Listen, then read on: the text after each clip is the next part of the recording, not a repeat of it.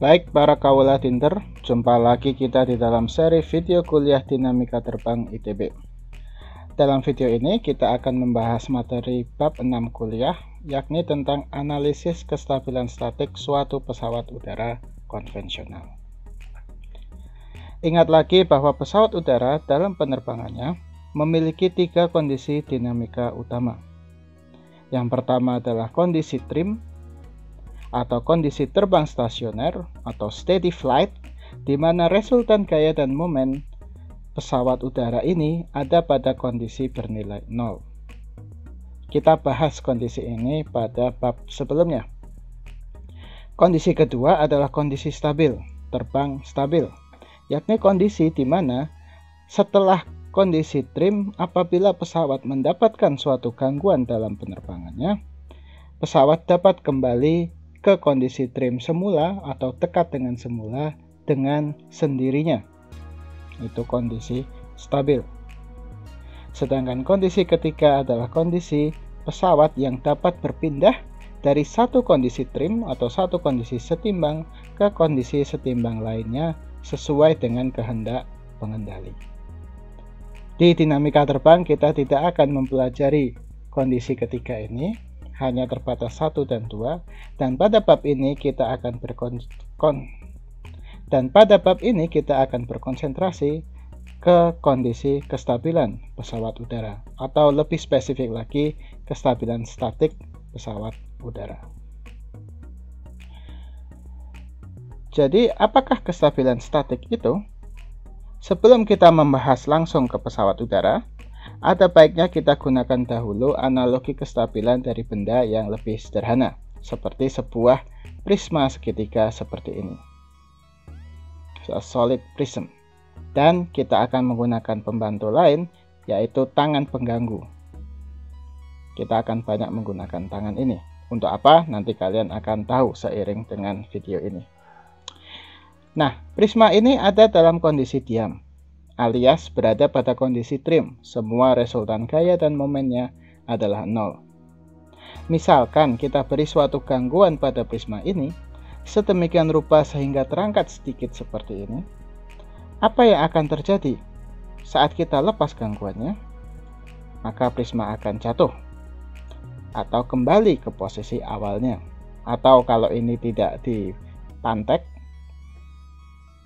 prisma akan kembali ke posisi yang dekat dengan posisi awalnya. Kita coba lagi dengan gangguan mungkin yang lebih besar lagi. Sampai sejauh ini. Kita lepaskan lagi gangguannya. Prisma kita tetap bisa kembali ke posisi trim awalnya. Nah, apakah sebetulnya yang terjadi di sini?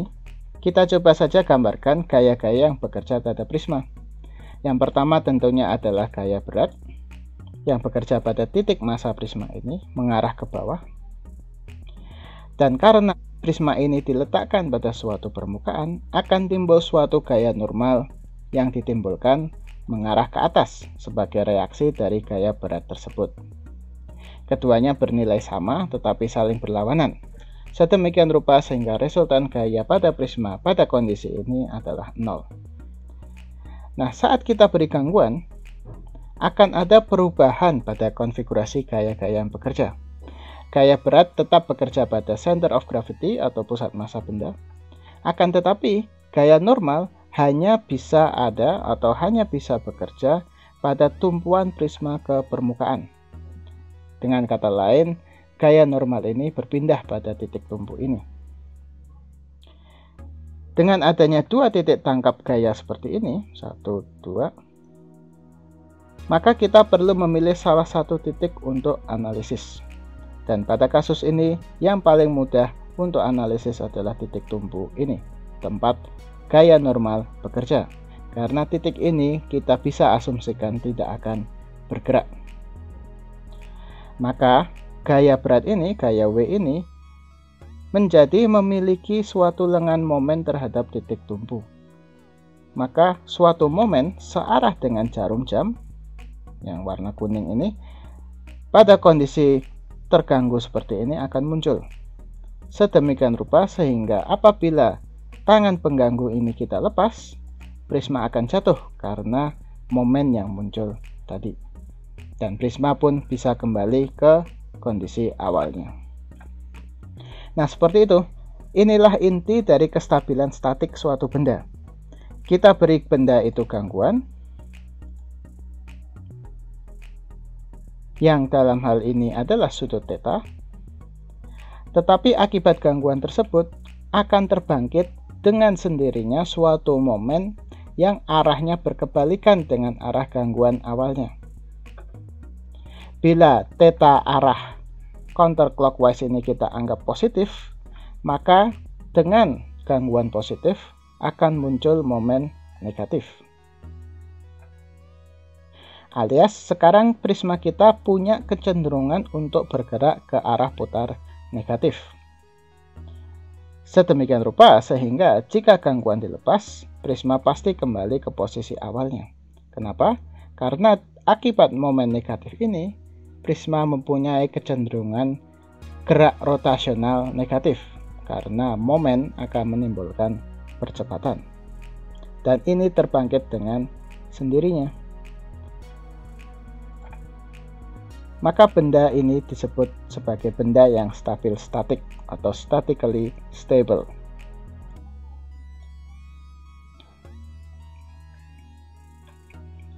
Kestabilan statik. Sekarang bagaimana kalau kita balik prisma kita? Sedemikian rupa sehingga prisma kita berada pada suatu kondisi trim, tapi kondisi trim yang lain dari yang tadi. Anggap kita bisa menyeimbangkan prisma kita dalam kondisi ini. Seperti ini. Kondisi ini tentu saja sulit sekali dicapai. Tapi kita misalkan saja dulu, kita bisa membuat prisma kita seimbang. Masih stabil statikkah prisma kita ini sekarang? Saya rasa kalian semua sudah tahu jawabannya. Apabila kita ganggu prisma kita sedikit saja, maka prisma akan jatuh. Tidak kembali ke kondisi trim awal kita tadi yang terbalik seperti sebelumnya. Gangguan ke arah lain juga akan berakibat sama. Tidak ada perlawanan dari prisma terhadap gangguan yang diberikan. Malah prisma seolah memperbesar gangguan yang diberikan tadi. Kita gambarkan kembali apa yang terjadi di prisma ini dengan garis-garis vektor gaya yang bekerja.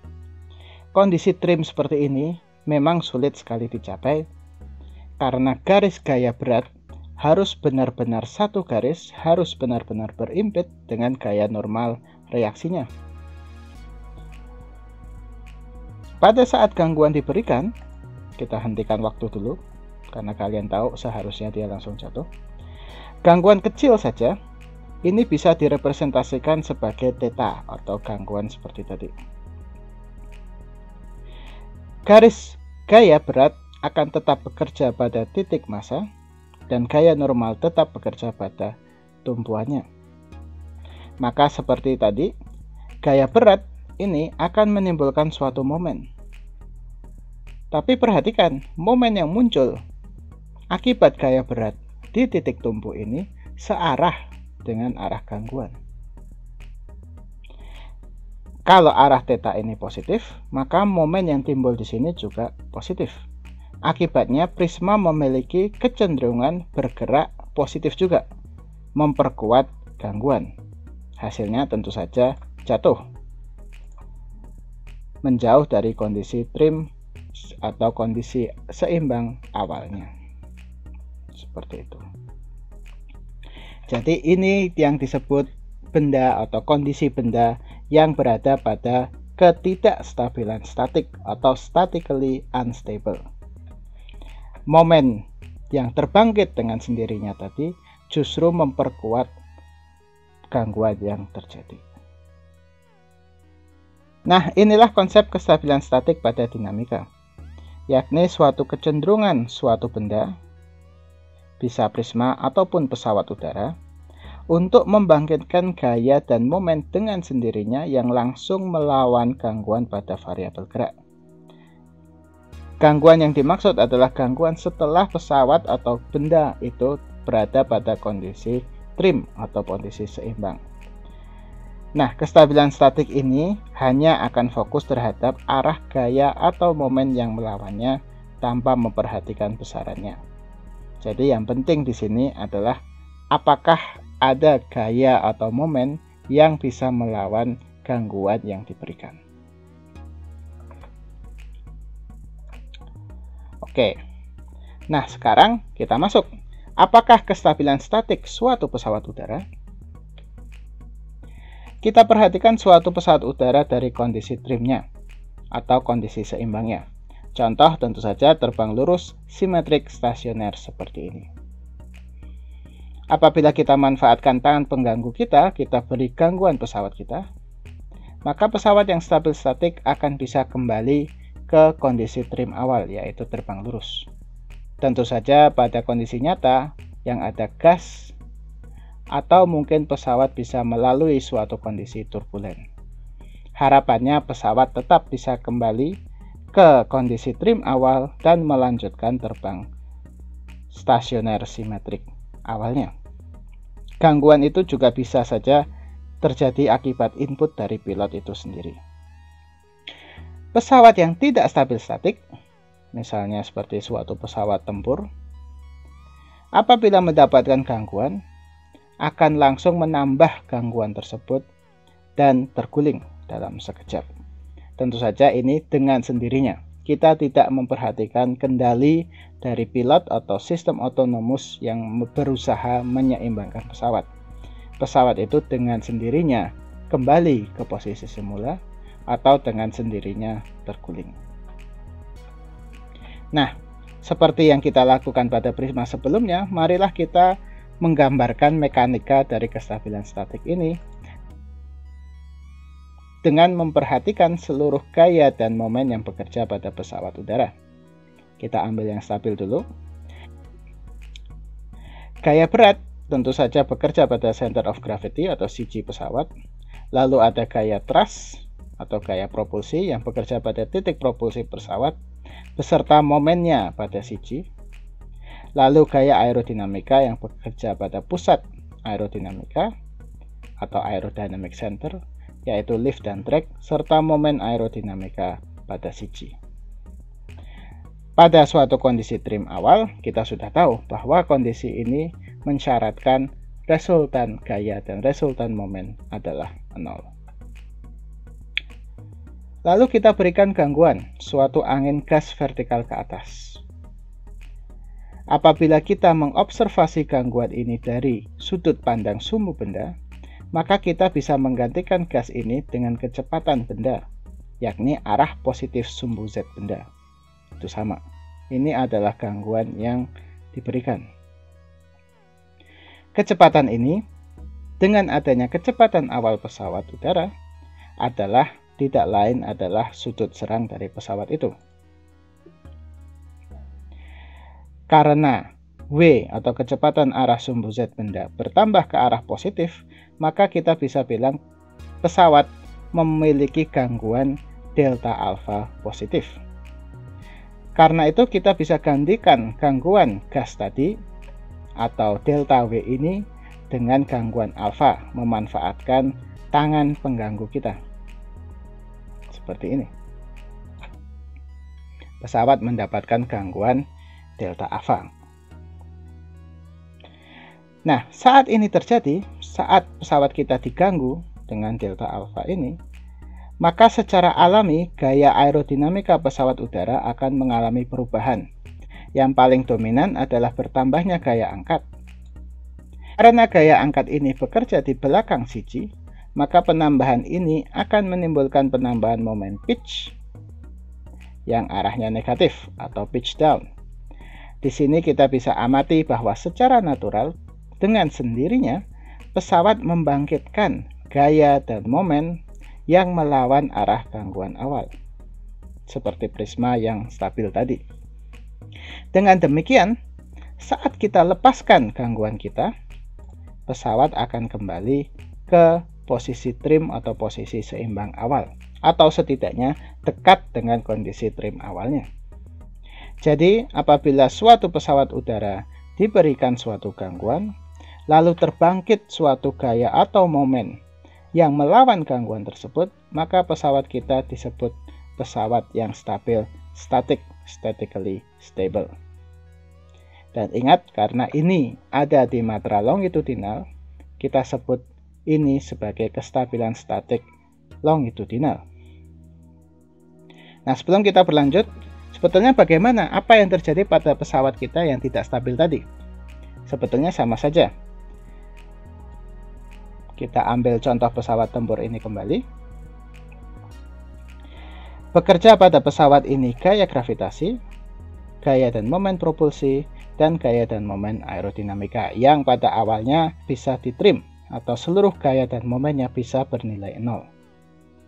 Tetapi berbeda dengan pesawat sebelumnya, titik aerodinamika pesawat kita yang tidak stabil ini ada di depan CG. Nah, mungkin ada dari kalian bertanya, kok awalnya bisa trim Pak kalau lift bekerja di depan CG? Nah, ini bisa saja karena momen aerodinamika tidak hanya muncul karena lift dan lengan momennya terhadap CG. Momen aerodinamika bisa juga muncul dari bentuk pesawat terbang itu sendiri. Juga konfigurasi ekor dan sayapnya pada kondisi terbang yang supersonik misalnya bisa membuat suatu momen yang mengenolkan resultannya. Yang jelas pesawat ini meskipun memiliki lengan momen seperti ini posisinya masih bisa ditrim. Tetapi trimnya seperti apa? Mungkin kalian bisa bayangkan, trimnya adalah seperti kalian mendirikan prisma pada pucuknya seperti contoh sebelumnya. Nah, pada kondisi trim ini kita berikan suatu gangguan, sekali lagi menggunakan tangan pengganggu, sehingga ada tambahan sudut serang alfa positif. Lalu kita hentikan waktu sebentar.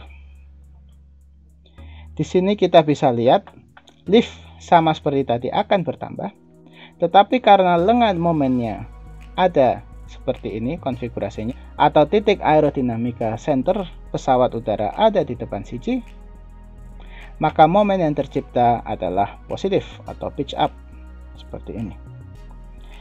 Momen pitch up ini searah dengan arah gangguan.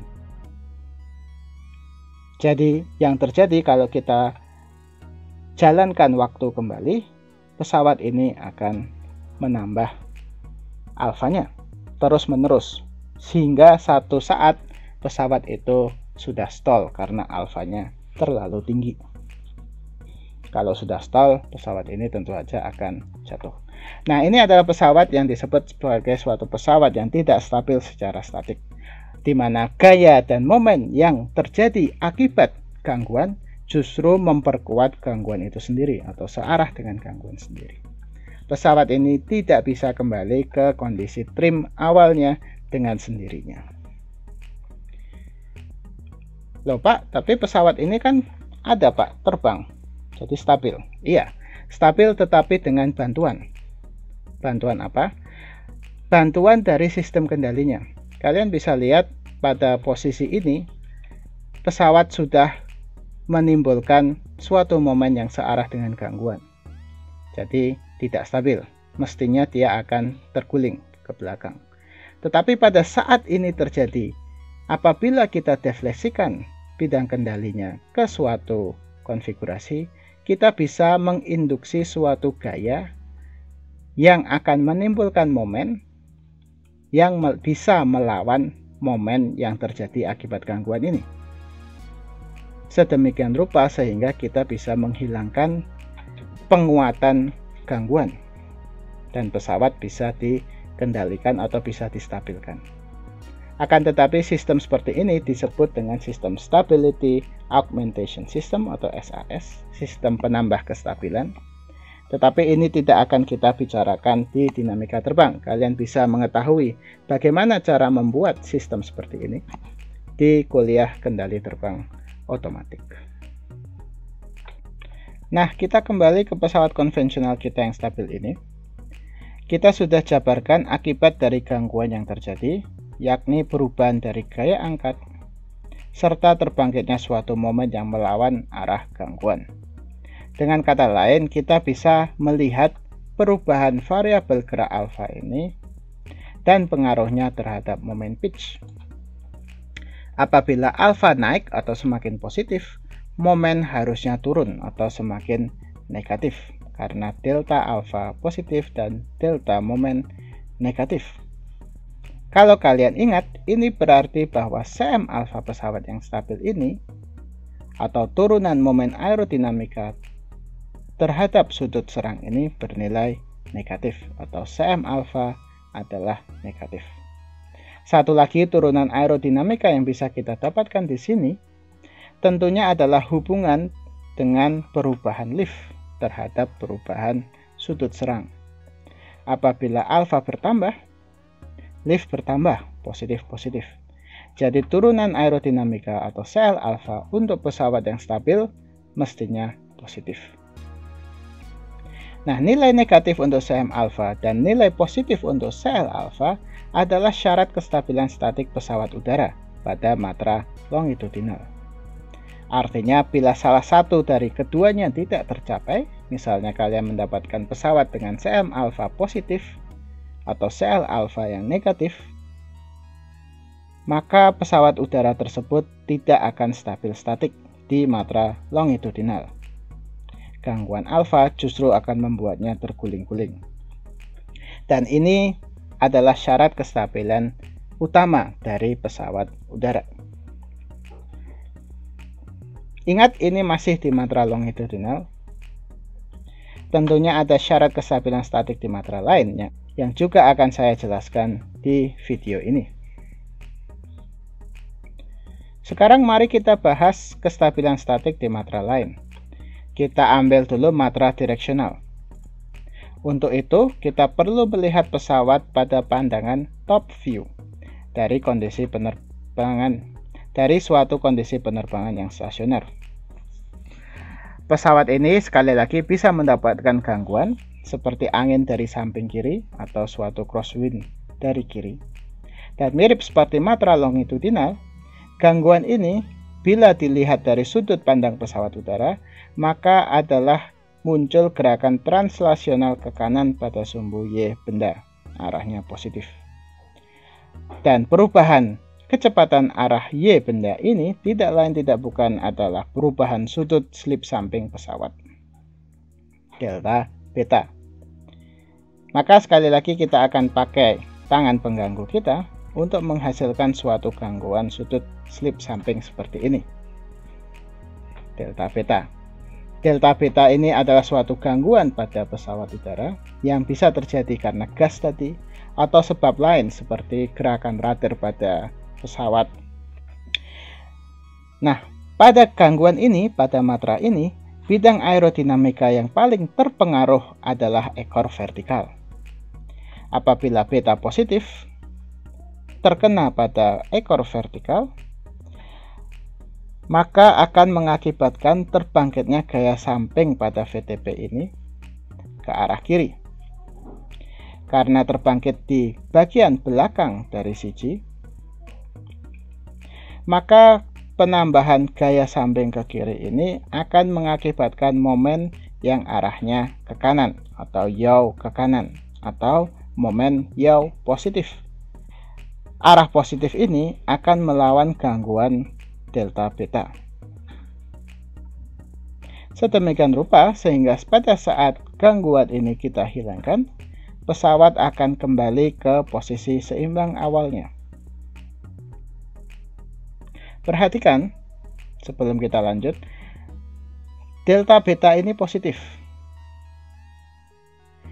Delta N atau yaw moment ini juga positif. Jadi meskipun beta positif ini menimbulkan momen yaw yang positif pula, keduanya sebetulnya berlawanan arah. Jadi momen ini tetap melawan delta B yang terjadi atau tetap melawan gangguan yang terjadi.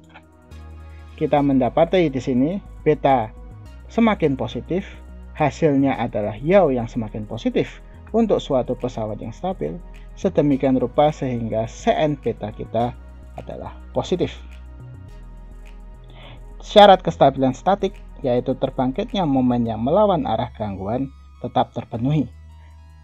Meskipun gangguannya positif arahnya dan yaw yang terjadi juga positif. Jadi tolong diperhatikan di sini.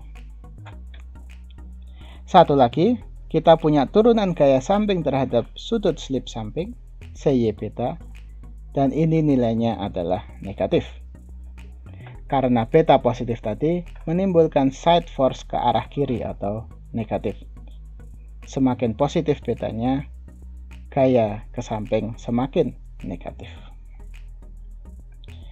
Ini adalah dua buah syarat kestabilan statik untuk matra direksional. Cn beta harus positif dan Cy beta harus negatif. Sama seperti syarat kestabilan statik longitudinal, apabila kita punya pesawat yang tidak memenuhi salah satu dari Cn beta atau Cy beta, maka pesawat tersebut tidaklah stabil statik. Terakhir, marilah kita lihat kestabilan statik pesawat udara pada matra lateral. Untuk itu, kita harus melihat pesawat dari pandangan depan, di mana pada kondisi stasioner, gaya yang bekerja pada pandangan ini hanya berat dan lift adalah sama dengan 0 atau seimbang. Nah, perhatikan dahulu bahwa pada matra ini tidak terdapat sudut orientasi antara sumbu benda dan angin. Jadi tidak ada sudut orientasi yang ekivalen seperti pada longitudinal yaitu alfa atau pada matra direksional beta. Sedemikian rupa sehingga kita tidak bisa menggambarkan gangguan sebagai hembusan angin yang spesifik seperti sebelumnya. Jadi kita akan langsung pakai saja tangan pengganggu kita untuk merepresentasikan suatu gangguan yang dapat mengubah sudut pada matra lateral ini. Seperti ini.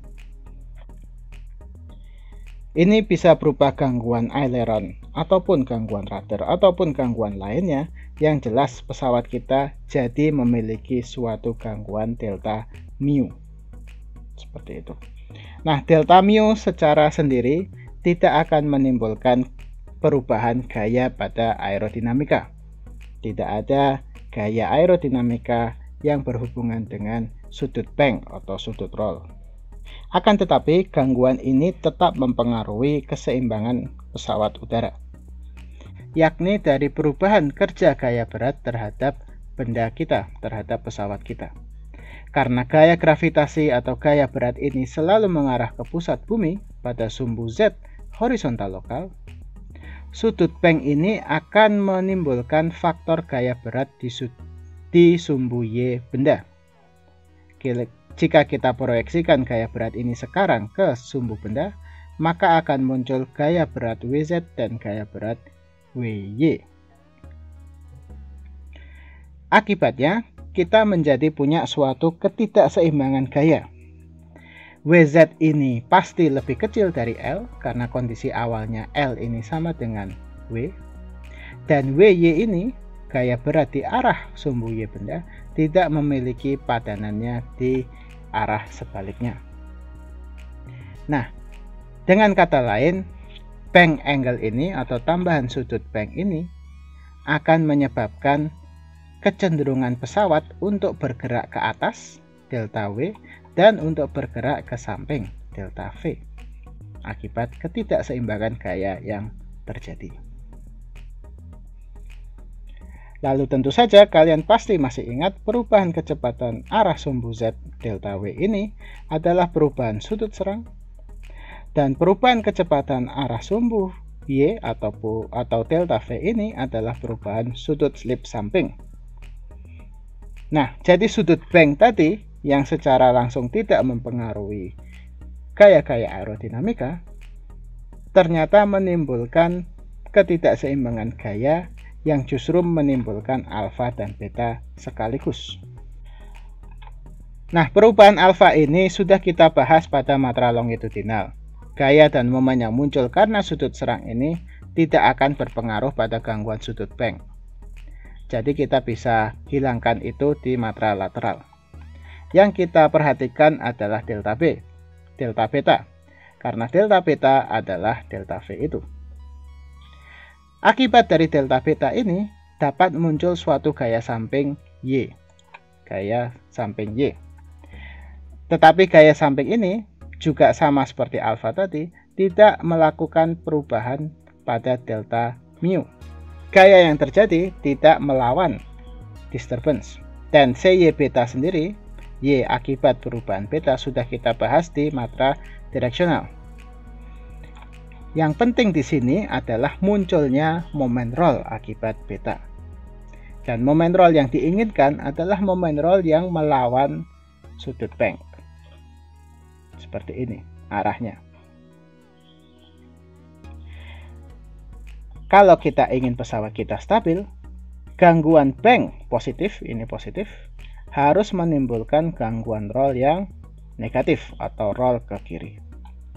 Nah, sebelum kita lanjut, saya ingin ingatkan kembali bahwasanya roll moment karena sudut slip samping ini muncul bukan hanya karena gaya Y di VTP tadi, akan tetapi muncul sebagai pengaruh dari dihedral sayap, dari swap sayap, dari posisi vertikal sayap, dan yang terakhir baru karena posisi VTP atau karena gaya samping dari VTP. Coba lihat kembali ke bab 4 kuliah ini. Bahkan yang paling dominan menimbulkan delta L akibat beta adalah dihedral dari sayap.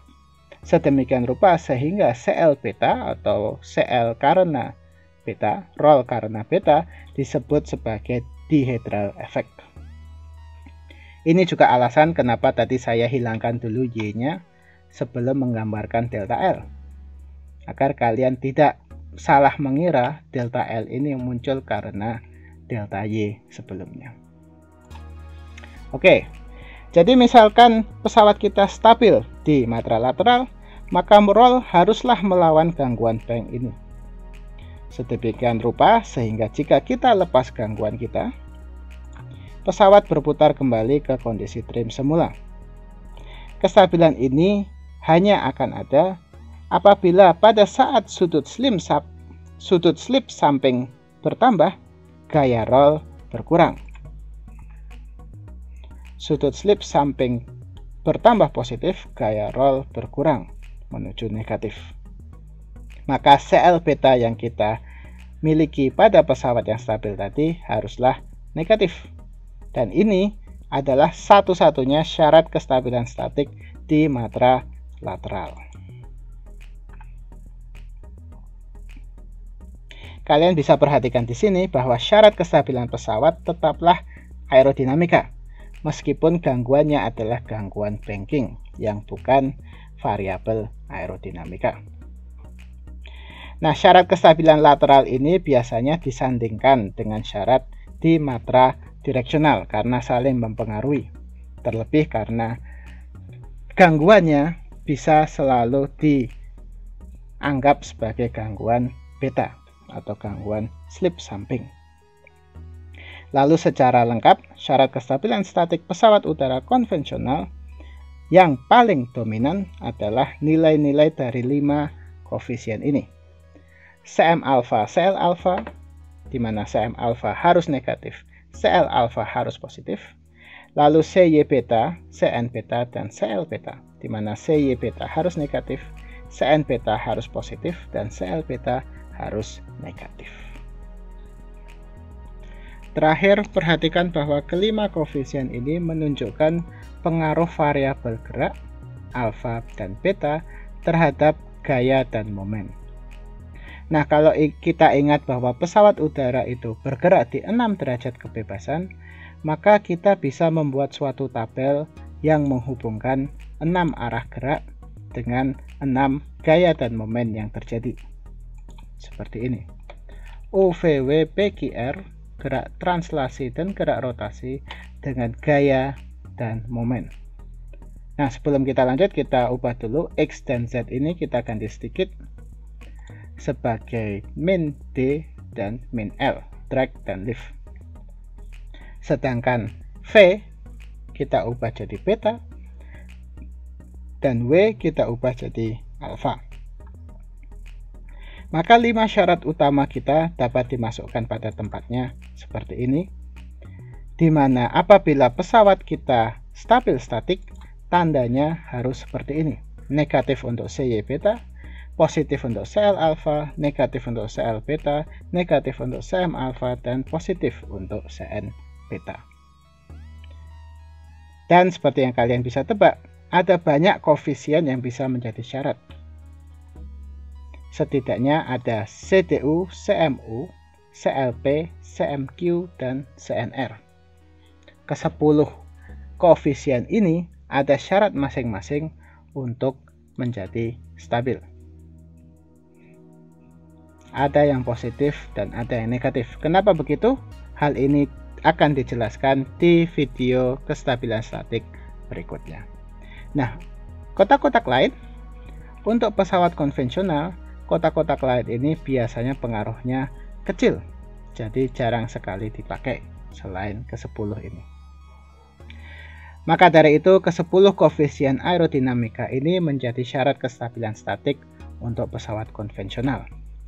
Di antara ke-10 ini, 3 yang paling dominan adalah Cm alpha, Cl beta, dan Cn beta.